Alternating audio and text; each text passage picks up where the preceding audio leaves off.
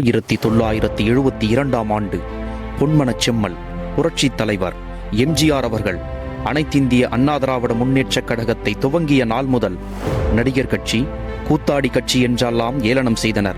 ஆனால் அந்த எம்ஜிஆர் 1977 முதல் அவர் மரணிக்கும் 1987 வரை இன்றைய ஆட்சியாளர்களால் ஆட்சிக்கட்டிலின் அருகில் கூட செல்ல இயலவில்லை. அப்படி ஒரு சிம்ம சொப்பனமாக விளங்கியவர் எம்ஜிஆர். அந்த வரலாறு திரும்புகிறது. வெற்றி கழகம் உதயமாகிவிட்டது. தமிழக வெற்றி கழகம் உதயமாகிவிட்டது. 2026 புதியதோர் அரசியல் அத்தியாயம் அமையப் போகிறது.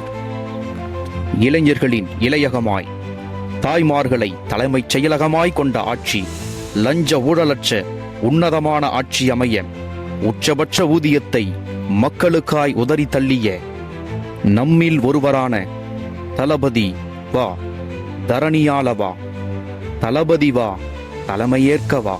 வாழ்க தமிழ், வெல்க வெற்றி கழகம்.